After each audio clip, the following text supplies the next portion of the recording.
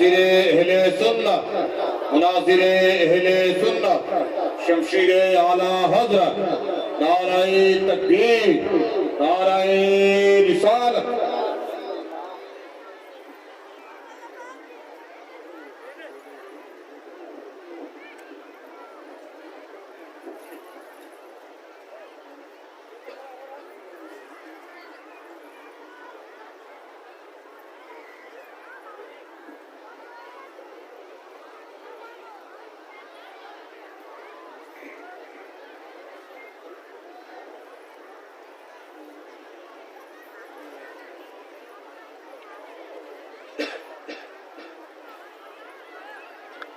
अऊज़ु बिल्लाहि मिनश शैतानिर रजीम बिस्मिल्लाहिर रहमानिर रहीम अल्हम्दुलिल्लाह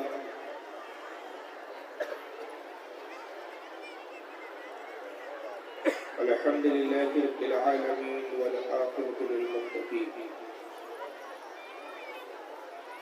वस्सलातु वस्सलामु अला मन काना नबिय्यु व आदम व बैनल मा'i वत्तीन।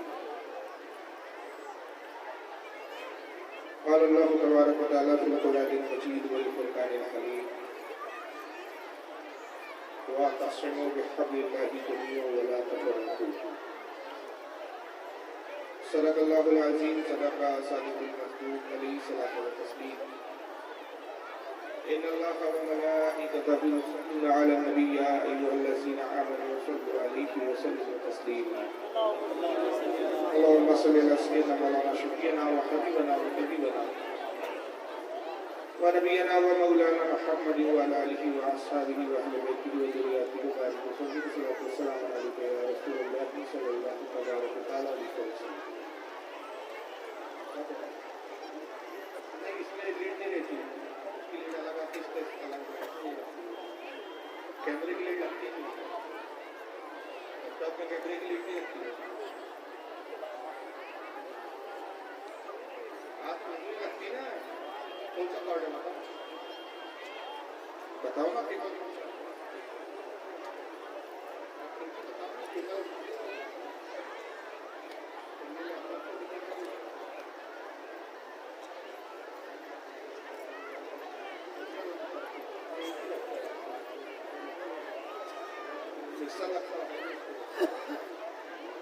आवाज बड़ा यार, आवाज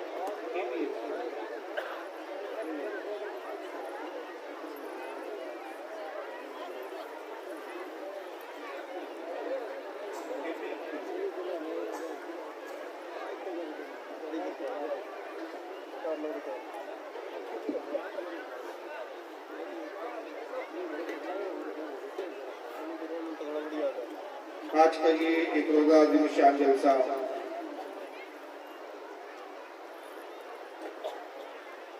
जो उदयपुर आपके इस इलाके और कस्बे में मुनाकिद किया गया है, जो हकीकत एक उनसे बात की महफिल है और ये उनसे बात हम और आप जिस जात और शख्सियत का मना रहे हैं वो वली कामिल हज़रत शेखुल मशाइख मोहम्मद पनाह अलैहि रहमत व रिज़वान का उनसे ताल्लुक़ है, जिसमें आप और तब शरीक हैं। उससे कबल फ़ज़ाइल औलिया पर उससे कबल जो खतीब तशरीफ़ लाए थे उनसे आपने चंद कलमात समाअत करवाए। उसके बाद ना तो मनक़बत भी आपकी समाअत करवाई। हालांकि मौका उनसे पाक का है, खिताब उनसे पाक को भी मुताल्लिक़ ये करना था, लेकिन यहाँ के इंतज़ामिया की हुक्म के मुताबिक बातें को चलन बयान करने का मुझे हुक्म दिया गया है। उसी मौजू पर मैं आज गुफ्तगू करूँगा। ये जो दौर अभी गुजर रहा है, जिस दौर से आप और हम सब गुजर रहे हैं, ये बहुत ही पुरफ़ितन किस्म का दौर है। इससे कबल शायद ही इतने फितने इस्लाम के नाम पर, दीन के नाम पर इतनी बड़ी तादाद में उठे हुए। हर इलाके में एक नई जमात है, हर इलाके में एक नया फिरका है, एक अलग गिरोह है और हर जगह एक अलग नई बात सुनने को मिलती है। जाहिर सी बात है कि ऐसे माहौल में पढ़ा लिखा नौजवान या कम पढ़ा लिखा हो या एक आम सादा जिंदगी गुजारने वाला मुसलमान हो जो दीन की तालीम से ज्यादा वाकिफ नहीं है, वो बहुत कंफ्यूज का शिकार हो जाता है।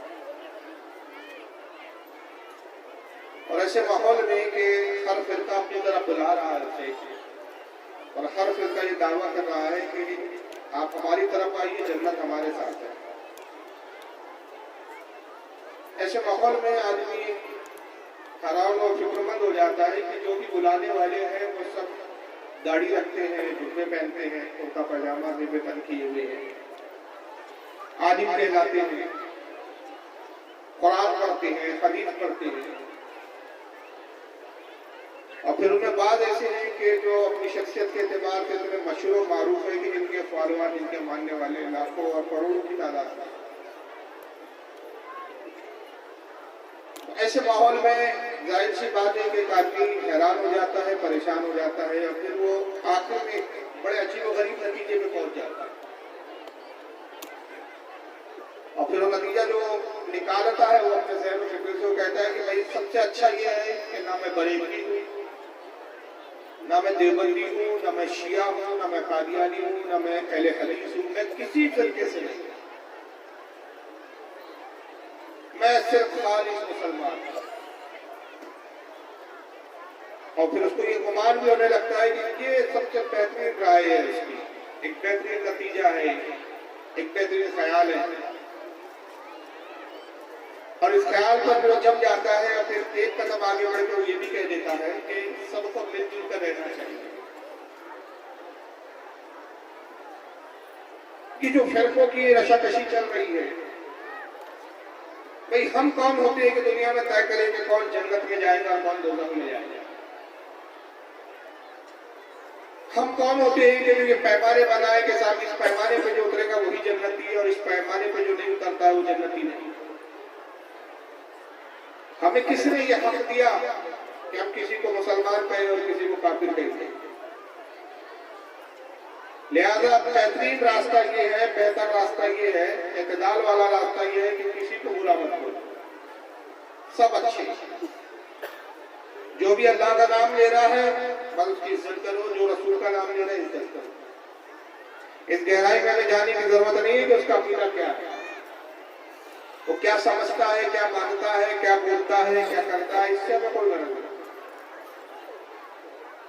उसने अपना नाम मुसलमान बताया, अपने आप को मुसलमान कहता है, बस हम उसको मुसलमान समझेंगे। हमें इससे मतलब नहीं कि वो साथ में मुसलमान होने के क्या कहता है कि वो देवबंदी मुसलमान है, अहले हदीस मुसलमान है, बरेलवी मुसलमान है, शिया मुसलमान है, कादियानी मुसलमान है, नेचरी मुसलमान है, चकड़ावी मुसलमान है, इससे हमें कोई गरज नहीं। उसने मुसलमान कहा, बस हम उसकी इज्जत करेंगे, उसको सम्मान देंगे और मिलजुल कर रहना चाहिए।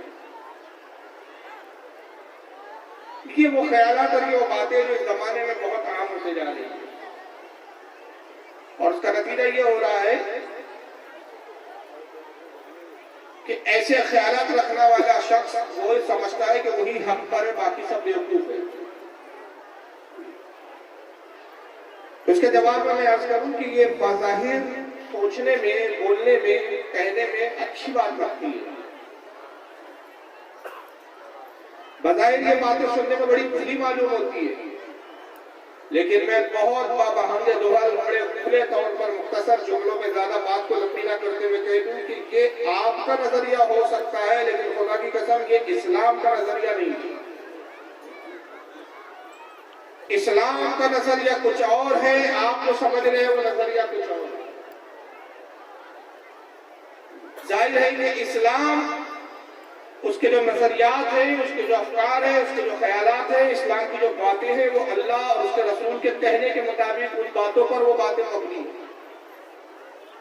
और आप जो सोचते हैं ये आपकी अक्ल पर मबनी है। और जाहिर है कि कोई दुनिया में कितना ही बड़ा इंसान हो, कितना ही काबिल अपने आप को समझो, उसकी अक्ल अल्लाह और उसके रसूल के बराबर, उनकी कई भी बातों के बराबर हो ही नहीं सकती।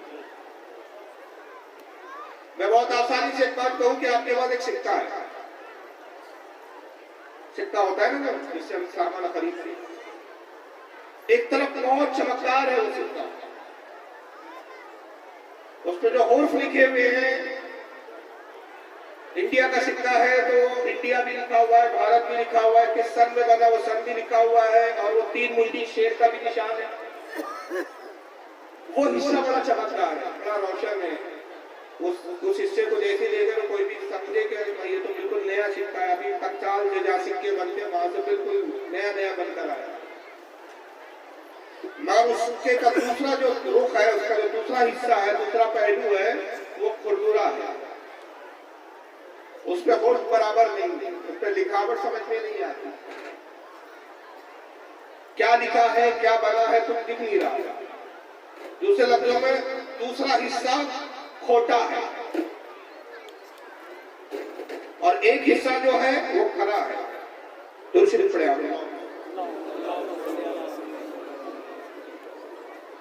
अल्लाहुम्मा सल्ली अला सय्यिदना मौलाना शफीना व हबीबना व तबीबना व नबीना व मौलाना मुहम्मद व अला आलिहि व अस्हाबिहि व बारिक वसल्लम सल्लल्लाहु वसल्लम अलैका या रसूलुल्लाह सल्लल्लाहु अलैहि वसल्लम। तो सिक्के का एक हिस्सा बहुत अच्छा है, दूसरा हिस्सा खोटा है। जरा दयानतदारी से, ईमानदारी से, होश हवास के साथ मुझे बताइए कि ये सिक्का जब आप बाजार में जाके कोई चीज खरीदना चाहते हैं तो क्या ये सिक्का चलता है मार्केट में? बोलिए। दुकानदार को आप सिक्का दे और कहे कि इसके बाद वो फला चीज मुझे दे दो, क्या वो दुकानदार वो सिक्का कबूल कर लेगा? और उस सिक्के को लेकर क्या उसके एवज वो सामान आपको देगा? बोलिए हाँ या ना, देगा क्या? नहीं देगा। क्यों? सिक्का एक तरफ अगर अच्छा है तो दूसरी तरफ से खोटा और खराब है। तो कहेगा सिक्का वही चलेगा जो दोनों तरफ से दुरुस्त हो, कुछ अच्छा हो कुछ बुरा हो। अच्छा बुरा ये जब दो मिल जाए तो वो बुरा ही कहलाता है, अच्छा नहीं कहलाता। तो जब एक दुकानदार एक हिस्सा खोटा है, ऐसे सिक्के को कबूल नहीं करता, तो रब तबारक व तआला तो गनी है कि ऐसे ईमान को कैसे कबूल करे जिसमें कुछ हक भी है कुछ बातिल भी, और मामला गलत हो गया। रब तबारक व तआला फरमाता है कि ये तीन खालिस हमने अपने खालिस नबी के जरिए, अपने महबूब नबी के जरिए, सबसे सच बोलने वाले नबी के जरिए हमने भेजा। और जब भेजा तो तीन भी खरा था, भेजने वाला भी खरा था, लाने वाला भी खरा था। तो अब जो कुछ तुम्हें दिया गया है सब कुछ खरा है। तो अब जब लौटाओगे हमारी बारगाह में तो हमें खरा चाहिए, खोटा नहीं चाहिए। और अगर खोटा लाओगे कि कुछ ठीक भी है कुछ गलत भी है, तो ऐसे ईमान को, ऐसे अकीदे को हम कबूल करने वाले नहीं। ये है दीन का फलसफा। और जो फलसफा आपने बनाया था कि सब ठीक, ये भी ठीक वो भी ठीक, ये कभी ये नजरिया हो नहीं सकता। लेकिन आज कुछ लोग इसी तरह की बातें करके लोगों को गुमराह कराते हैं। इस वक्त मैं ज्यादा तमील को लंबा नहीं करना चाहता क्योंकि बहुत दूर तक जाना है, बड़ी लंबी मंजिल है मेरी गुफ्तगू की। मैं एक ऐसे शख्स को दिखाना चाहता हूं आपके सामने कि जो मैं कहूं कि इस वक्त इस तरह के खोटे और खरे की मिलावट के नजरिए को लेकर जो चल रहा है और हजारों लाखों की भीड़ इस जाहिल के पीछे लगी हुई है। आगे जो और उसका नाम भी ले लूं, उस शख्स का नाम है तारिक जमील। ताल्लुक पाकिस्तान से है, लेकिन असल में हुआ क्या है कि दुनिया की तरक्की ने लोगों को बड़ा करीब कर दिया। और बेखुसूस इस वक्त साइंस की जो सबसे बड़ी तरक्की है ना, इंटरनेट, मीडिया, ये सोशल मीडिया, ये इंटरनेट, इसने दूर वालों को भी इतने करीब ला दिया है कि ऐसा मालूम होता है, मालूम क्या होता है बल्कि इस पर तो सारे इत्तेफाक कर चुके हैं कि अब ये पूरी दुनिया जो हमसे निगाहों से दूर होती थी, हजारों मील के फासले होते थे, लेकिन इंटरनेट ने दुनिया के हर मुल्क और शहरों को इतना करीब कर दिया है कि गोया एक पूरा जो एक विलेज में पूरी दुनिया को तब्दील कर दिया, एक गांव की शक्ल में पूरी दुनिया को तब्दील कर दिया है। तो तारिक जमील रहते पाकिस्तान में, लेकिन हिंदुस्तान में भी लोग सुनते हैं। और जिस अंदाज में वो शख्स गुफ्तगू करता है, जिस अंदाज में वो खोटा सिक्का चलाने की जस्तजू करता है, क्योंकि याद रखिए खोटा सिक्का चलाने वाला जब खोटा सिक्का चलाना चाहता है तो कब चलाता है कि जब खोटा सिक्का चलाने वाला कब सिक्का चलाता है? तो वह दो ही बुनियादों पर सिक्का चलाता है, या तो दुकानदार आंखों से बीना ना हो, उसकी आंखें कमजोर है, तो कहता है यार ये दुकानदार क्या चल जाएगा, सिक्का इसको दिखता नहीं है बेचारे को।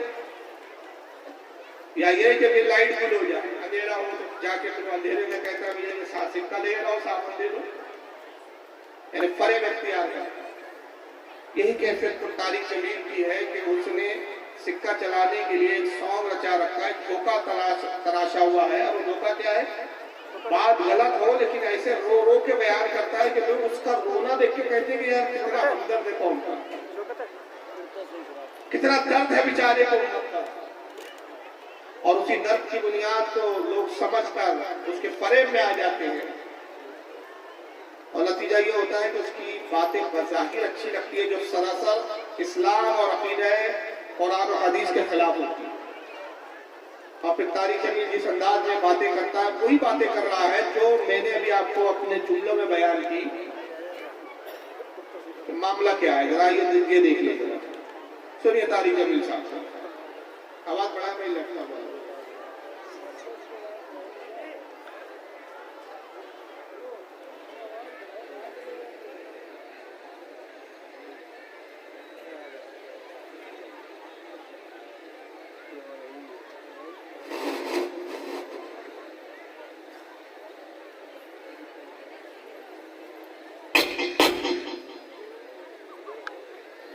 अल्लाह उसके रसूल का वास्ता।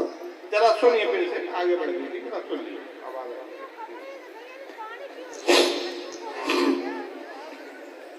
मैं तुम्हें अल्लाह उसके रसूल का वास्ता देता, उम्मत बन के रहो, मुस्लिम बन के रहो। कोई गुंजाइश अपने अपने अकीदे पर पक्के रहो, दूसरे के लिए गुंजाइश रखो। अपने अपने अकीदे पर पक्के रहो, दूसरे के लिए गुंजाइश रखो। कितनी अच्छी बात बोली तारिक जमील साहब ने, अपने अपने अकीदे पे पक्के रहो, एक दूसरे के लिए गुंजाइश रखो, किसी को बुरा मत बोलो, उम्मत बन के रहो। मैं ये आज तक समझ नहीं पाया, जाहिल का जुमला हर तकरीर में होता, उम्मत बन के रहो, उम्मत बन के रहो। अबे उम्मत तो रसूल बना गए, तू कोई नया नबी है कि जो नई उम्मत बनाना चाहता है? कौन सी उम्मत बनाने पे आया है तू? भाई कौन है तू? उम्मत तो बना चुके रसूलुल्लाह। अब अगर कोई अपनी बदअकीदगी की बुनियाद से उम्मत मोहम्मदिया से, उस उम्मत से जो उम्मत दावत है, उम्मत इजाबत है, उससे निकलकर कुफ्र की तरफ जाता है तो ये उसका कसूर है। ये कौन सी बात है? उम्मत बन के। अब सुनने में जुमले बड़े अच्छे लग रहे हैं भाई, बात तो बड़ी अच्छी की, उन्होंने इत्तेहाद की बात की है, मोहब्बत की बात की है, इख्तिलाफ की बात तो की नहीं, लड़ने की बात तो की नहीं, किसी को भड़काया नहीं, किसी को किसी के खिलाफ बोला नहीं, मोहब्बत की बात बोली है। कहा कि भाई सब एक दूसरे को एहतराम करो, मिलजुल के रहो। हाँ ये जरूर है कि अपने अपने अकीदे पर रहो। तो मैं तारिक जमील से पूछता हूँ कि जनाब जाहिल वक्त मुझे ये बताएं आप, ये बोली क्या इस्लाम की है कि कहीं कुफारों की बोली तो नहीं है? अरे भाई जब मैं तारीख के औराक पलटता हूँ तो मुझे ये बोली एक और लोगों की नजर आती है कि जब रसूलुल्लाह ने कहा क़ूलू अशहदु अल्ला इलाहा इल्लल्लाह व अन्नी रसूलुल्लाह, तुम सब मिलकर गवाही दो कि अल्लाह के सिवा कोई इबादत के लायक नहीं और मैं अल्लाह का रसूल हूँ। तो कुछ लोगों ने कहा मोहम्मद हमारे माबूदों को बुरा मत बोलो, ये एक खुदा के मुकाबले में 365 को गालियां मत दो, एक खुदा के मुकाबले में 365 का इनकार मत करो, हमें 365 पे रहने दो, एक खुदा पर रहो, मिलजुल कर रहो। तो अल्लाह के नबी ने कहा ये मिला जुला मामला इस्लाम के ज़ाब्ते में नहीं चलता, इस्लाम के ज़ाब्ते में नहीं बैठता। और जब मुशरिकीन आए और अबू तालिब जो हुजूर के चचा है उनसे कहा अपने मोहम्मद अपने भतीजे को समझाओ, और अबू तालिब ने कहा कि मोहम्मद देखो ये लोग बड़ी अच्छी बात लेकर आए, ये मिलजुल कर रहने की बात करते हैं, इत्तेहाद की बात करते, तुम इनके माबूद को बुरा ना कहो, ये तुम्हारे खुदा को बुरा ना कहे। अल्लाह के नबी ने कहा सुनो चाचा जान, अगर ये पूरी उम्मत, ये पूरी कौम एक हाथ में अगर चांद लाकर रख दे और दूसरे हाथ में सूरज, तो खुदा की कसम में हक बयानी से पीछे नहीं हटने वाला, मैं हर हाल में हक कहूंगा। तो ये इस्लाम की बोली है कि हक को हक बोलो, बातिल को बातिल बोलो, और ये कुफार की बोली है सब मिलजुल कर रहो अपने अपने अकीदे पर। लेकिन अगर यहाँ पर कोई एतराज करेगा फारूक साहब आपने कुफ्फारों की बात की है, तारिक जमील साहब कुफ्फारों की बात नहीं कर रहे, खुले खुद पुजारियों की बात नहीं कर रहे, बल्कि वो तो इस उम्मत में जो मुसलमान होने के दावेदार है उनकी बात कर रहे हैं। तो मैं कहता हूँ तब भी इत्तेहाद नहीं हो सकता। वजह क्या है? एक फिरके का अकीदा है कि रसूलुल्लाह मरकर मिट्टी में मिल गए। एक जमात कहती है हमारा नबी जिंदा और जिंदा भी ऐसा कि उम्मत के हालात से भी बाखबर, अपनी उम्मत के हालात को भी जानता है, अपनी उम्मत को मुलाहिजा भी करता है। हत्ता के बाखबरी का ये आलम कि अगर कोई हिंदुस्तान की सरजमीन पर रहकर कहे कि या नबी सलाम अलैका, तो मदीने में मुस्तफा को खबर हो जाती है। नबी पाक ये भी जानते हैं कि मेरा कौन सा उम्मती है, कहाँ बैठा है और किस हाल में मुझ पर दुरूद पड़ रहा है। एक जमात का ये अकीदा। एक जमात कहती है कि पूरी कायनात में अल्लाह के बाद अगर कोई साथ सबसे मुअज़्ज़ज़, सबसे अजीम, सबसे इज्जत वाली अगर कोई साथ है तो रसूलुल्लाह की जात है। हुजूर से बढ़कर पूरी मखलूक में कोई अहमियत वाला नहीं हो सकता, उनसे बड़ा अजीम नहीं हो सकता। मगर दूसरी तरफ एक जमात कहती है कि मोहम्मद जो है उनकी हैसियत सिर्फ कितनी है, गाँव के एक चौधरी की तरह, और अगर उनकी ताज़ीम करना है तो बड़े भाई की तरह करो, बल्कि उसमें भी कमी कर डालो। एक कौम नबी को भाई कहने पे तुली हुई है, एक कौम नबी को सबसे अजीम करार दे रही है। एक तबका कह रहा है कि नबी करीम सल्लल्लाहु अलैहि वसल्लम का इल्म हुआ है कि अल्लाह ने अपने हबीब को इतना इल्म दिया, इतना दिया कि पूरी मखलूक में उनसे बड़ा कोई आलिम नहीं, पूरी मखलूक में मोहम्मद सल्लल्लाहु अलैहि वसल्लम से ज्यादा जानने वाला कोई नहीं। मगर दूसरी जमात कहती है कि मोहम्मद के इल्म की बात मत करो, मोहम्मद के इल्म की क्या हैसियत है, जानवर, पागलों और दीवानों की तरह ही इल्म है। एक जमात इस अकीदे पर कायम है कि रसूलुल्लाह के बाद कोई अब नबी दूसरा नहीं आएगा। हुजूर आखिरी नबी है। मा कान मुहम्मदुन अबा अहदिन मिन रिजालिकुम वलाकिन रसूलुल्लाह व खातमुन नबिय्यीन। कुरान ने वाज़े कर दिया कि मोहम्मद तुम्हारे मर्दों में से किसी के बाप नहीं, ये अल्लाह के रसूल है और नबियों में सबसे आखिर है। और फिर नबी ने भी ऐलान कर दिया ला नबी अबादी, मेरे बाद अब कोई नबी नहीं आने वाला। तो ये उम्मत मान रही है। एक जमात जो है अहले सुन्नत कहती है, वो कहती है कि नबी आखिरी, इसके बाद कोई नबी नहीं आएगा। मगर एक वो भी दावेदार है जो इस्लाम और सुन्नत के दावेदार है। मगर अकीदा क्या है? हुजूर के बाद अगर कोई नबी आ भी जाए तो हुजूर की खासियत में कोई फर्क नहीं पड़ने वाला। हुजूर के बाद नबी आ सकता है, हाँ ये जरूर है कि वो हुजूर के लेवल का नबी नहीं होगा, हुजूर के मकाम के बराबर नबी नहीं होगा, वो सिल्ली नबी होगा। हकीकी नबी तो रसूलुल्लाह है, नबी से दर्जे में कम होगा, लेकिन नबी हो सकता है। और हमारा अकीदा ये है कि न सिल्ली नबी आएगा, न जो है उर्फी नबी आएगा, जुज़वी नबी आएगा, किसी तरह का कोई नबी अब आने वाला ही नहीं। और अगर ईसा भी आएंगे तो उम्मती बनकर आएंगे, बाहैसियत नबी नहीं आएंगे। इतने सारे तफात, इतने सारे इख्तिलाफ, तो फिर ये कैसे हो सकता है कि साहब मुर्दा कहने वाले का भी एहतराम करो, बड़े भाई कहने वाले का भी एहतराम करो, अपने अपने अकीदे पर कायम रहो, एक दूसरे से उल्फत रखो। चलो हो सकता है कोई कहे कि फारूक साहब आपने सिर्फ लफ्जों से खेला है, दलील तो आपने भी कुछ नहीं दी। और ना तारिक जमील ने अपनी बात में कोई दलील दी। मैं चैलेंज से कहता हूँ कि उस दिन मैं तारिक जमील की गुलामी करने के लिए तैयार हूँ, उसको मैं अपना उस्ताद मान लूंगा, इसकी गुलामी करूंगा कि जिस दिन वो ये कुरान की एक ऐसी आयत दिखा देगी जिसमें अल्लाह ने कहा हो कि अपने अपने अकीदे पर रहो लेकिन एक दूसरे का एहतराम करो। एक आयत में अगर वो तारिक जमील ऐसी दिखा दे, जबकि मैं कुरान पढ़ता हूँ तो मुझे ये अकीदा नहीं मिलता, बल्कि अकीदा क्या मिलता है? पारा नंबर 1 देखें आप, सूरह बकरा आयत नंबर 42। ये मैं नहीं कह रहा हूँ, बरेली का कोई मौलवी का ऐलान नहीं है, ये रब तबारक व तआला का ऐलान है। रब फरमाता है वला तलबिसुल हक्का बिल बातिल व तक्तुमुल हक्का व अंतुम तालमून। अल्लाह फरमाता है ऐ लोगों को हक और बातिल को आपस में ना मिलाओ, हक और बातिल को एक जगह मत करो। और यही नहीं, दीदा व दानिस्ता यानी जानते पूछते समझते हुए हक को ना छुपाओ, हक का इजहार डंके की चोट पर करो। जिस तरह हमारे महबूब ने पूरे कब्रिस्तान में तन्हा होकर हक का ऐलान किया, जब वो तन्हा होकर पूरी दुनिया के खिलाफ हमारा महबूब बोल सकता है, तो अगर तुम उसके उम्मती हो तो तुम तो आज लाखों करोड़ों में हो, तो चंद लोगों से मरूब होकर डरने की जरूरत नहीं, डंके की चोट पर हक का ऐलान करो। तो हमें ये लग मिल रही है कि अल्लाह कह रहा है हक और बातिल को ना मिलाओ, और हमारे मिजाज क्या बन गया, उसका अकीदा उसके साथ, मेरा अकीदा मेरे साथ। कोई तारीख मिल वाला, भाई उसके घर की लड़की ला लो, अपने घर की लड़की उसको दे दो, अपने अपने अकीदे में कायम रहो। और कुरान तो बाबा आगे दोबारा ऐलान कर रहा है कि हक और बातिल कभी एक नहीं हो सकते। फिर आगे एक जगह और कुरान फरमाता है, देखिए पारा नंबर 28 सूरह हश्र। ये मैं कुरान पढ़ रहा हूँ, किसी के बरेली मौलाना की किताब नहीं पढ़ रहा, किसी का बाप के कुरान का इनकार नहीं कर सकता, और जो कुरान का इनकार करे वो मुसलमान हो नहीं सकता। मुसलमान होना सिर्फ इस बात का नाम नहीं है कि किसी का नाम मोहम्मद शमीर है, किसी का नाम मोहम्मद तारिक है, किसी का नाम मोहम्मद फारूक है। ये नाम रखने से कोई मुसलमान नहीं साबित होता। मुसलमान वो होता है जो अल्लाह और उसके रसूल के कलाम पर ईमान रखता है, उनकी बातों को तस्लीम करता है। पारा 28 देखे, सूरह हश्र देखे, आयत नंबर 30 बहांगे दोहल रब तबारक व तआला ऐलान फरमाता है, ला यस्तवी अस्हाबुन नारी व अस्हाबुल जन्नह, अस्हाबुल जन्नति हुमुल फाइजून। फरमाता है लोगों जरा ये तो बताओ, क्या जन्नत वाले और जहन्नम वाले बराबर बराबर हो जाएंगे? बोलो भाई, क्या जन्नत वाले और जहन्नम वाले बराबर बराबर हो जाएंगे? फिर खुद ही फरमाता है हर किसी एक नहीं हो सकते, जो जन्नत वाले हैं वही कामयाबी को पहुंचे।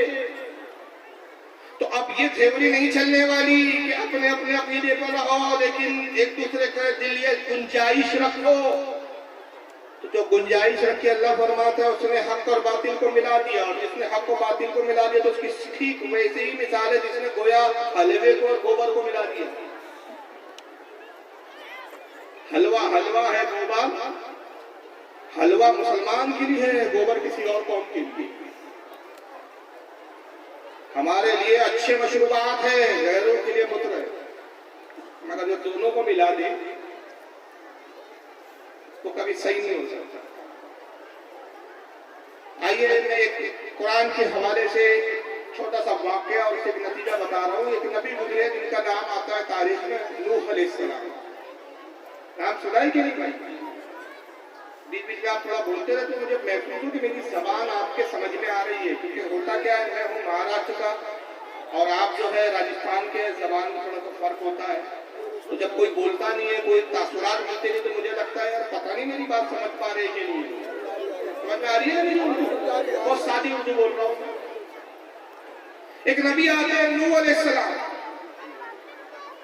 आदम सानी कहा जाता है, दूसरा आदम, क्योंकि इनके बाद जो इनके मानने वाले बचे थे उसी से पूरी इंसानियत आगे बढ़ी थी। सारे इंसान उन्हीं के बच्चों की नस्लों से पैदा हुए।